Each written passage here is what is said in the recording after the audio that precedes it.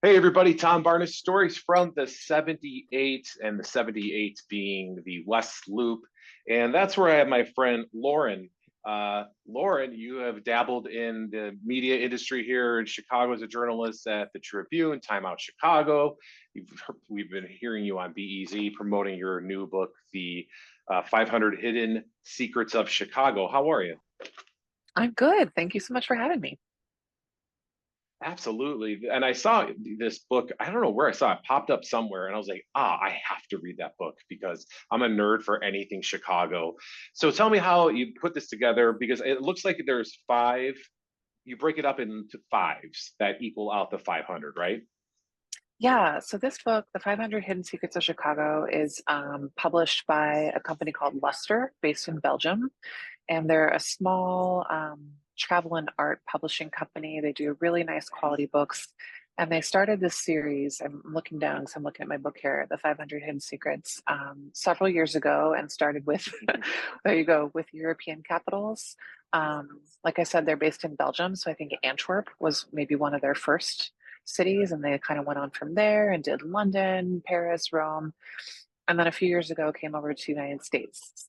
So right now, there's just a handful of hidden secrets in stateside capitals, and this is the first Chicago book.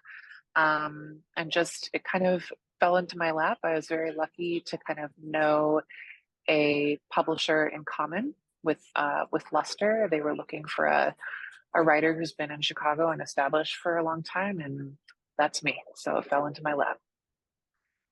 Yeah, and it kind of goes with your introduction to Chicago almost in a way where you kind of were in visiting, you kind of fell in love with Chicago, you're and all of a sudden you're like, I'm gonna move here. I love it here this much. I love the food. You mentioned Mexican food being one of the big draws for you here. You love the Mexican food, but that's a great impression. I hear a lot of people say that similar kind of thing where they never thought about living here, then they come here and they're like, oh yeah, I want to live here. Yes, absolutely. I'm from the West Coast. I'm from Southern California originally, obviously very close to the Mexican border. So we had a lot of Mexican food growing up. And I think um, going to school in the Midwest and then living in New York for a couple years, many years ago, there wasn't nearly as much diversity in cuisine as there is now. And then coming to a place like Mhm. Chicago where there's, obviously not only Mexican food, but so much represented from all over the world. It's such a great city. I fell in love with it, and also kind of growing up in an area that's nice all the time, sunny skies, very predictable. Coming to a place that has seasons and a change of weather and a change of culture due to the change of weather. Just these very kind of macro things appealed to me as a young impressionable 20 something. Yeah, I bet. And I imagine some of these 500 secrets are yours, obviously, but where did you find the 400 or 300 plus other ones that you didn't know about? How did that go about? I mean, you're asking your friends, people that you know, or how'd that work? Yeah, what's interesting is the book really only had 10 very general parameters as far as what to include. My editor just asked for a section on sleep, section on eat, section on drink, these very, very broad categories. And from there, it was kind of up to me to find and name everything. So I kind of started with things that I usually tell visiting friends or family about in Chicago that I find are a little less touristy, but still fun things that locals know. One example, say like the Chicago water taxi, is a great way to see the Yeah. river. I think people kind of forget about it, but it's there. It's always there, especially in the warmer months it runs, and it's such an affordable, fun way to see the river. And so from there, it kind of was built out. And I was thinking, what other ways can we see the river? And that became a category. Um, or just knowing, not a secret, but a true favorite of mine is Lula Cafe in Logan Square, very close to where I live. Oh, And I know that. no, yeah, and knowing I wanted to include it, at least for folks in other neighborhoods who maybe don't realize what a gem it is, and then just thinking, okay, well, I can't just throw it in there as like a restaurant to go to, but it's truly a neighborhood restaurant. It doesn't really hype itself. It's just very humble but very delicious food. And I thought, well, what other true neighborhood restaurants could I include? And that became a category as well. Yeah, I mean, some of the categories I love is like Hidden in Plain Sight, the 55 Places to Shop, and then to Survive the Great Chicago Fire. I think a lot of people think the whole city burned down. A lot of the city did not burn down. I mean, it's just kind of like the north side, a little bit like barely south side, if you know what I mean. So it's just it's funny to Mhm. say, but I'm guessing when you were doing this, you were like, wow, like we live in a gigantic city because it's the sprawl of it north to south is a long way.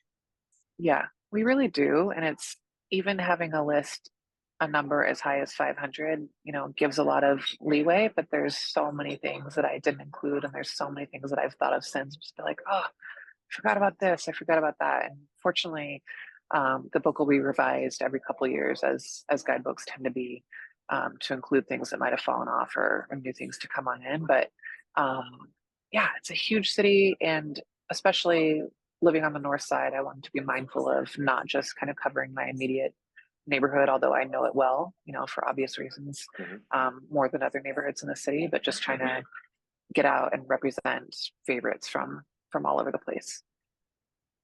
Has there been a story that you found that you didn't know about that just really sticks with you as like, wow, if I didn't do this book, I never would have known that? I think like your mention of the Great Chicago Fire and also the World's Columbian Exhibition of 1893, I want to say. Mhm. Um, these are things that we, of course, as Chicagoans know about, and they're massive, massive points in the history. They represent stars on the flag, actually. But kind of having the opportunity or the excuse um, to dig deep and read more about them, resulted in a lot of what was written about too. For example, you mentioned the Chicago Fire. I do think a lot of people, even Chicagoans, who haven't read a lot about it, might understand that it's that destroyed the whole city. We had to rebuild from scratch, and actually, it's not quite true. As you said, it's a myth. So then I No. kind of started thinking, like, yeah, what other myths do people have about the Chicago Fire? Oh, it was started by this cow. That's the story, but that's not really true. So I just thought it would be fun to kind of bunk some of the myths. Well, I could go on forever and talk to you about this, but I won't bore you with all my questions. But this is a fantastic book. And I think it's good for somebody who's lived in the city their whole life, or somebody who's visiting, or somebody who just moved here. Just put it like in your bag and take it with you because you can like make notes in here. I mean, it's like pocket size. It's right here. I mean, it's fantastic. And you captured it well. And I'm glad that we stole you from the West Coast. Thank you so much. Yeah. For folks who want to buy the book, is there a website you want them to go to? There is. I mean, there is a website for the publisher. It's Luster Publishing. You can also go to my website, which is laurenviera.com. There's links to the book. Um, it's available at Amazon, Barnes and Noble. It's at Target. It's at pretty much every major retailer at this point, as well as if you're a local, you can pick it up at some fun shops that are mentioned in the book. You can get it at Reckless Records. You can get it at Komoda, cute gift shop on the west side. So it's sprinkled around here and there. Yeah, perfect stocking stuffer for sure for anybody that loves Chicago. Lauren Vera, thank you so much for taking time to chat with me. I appreciate it. Of course, thanks so much for having me.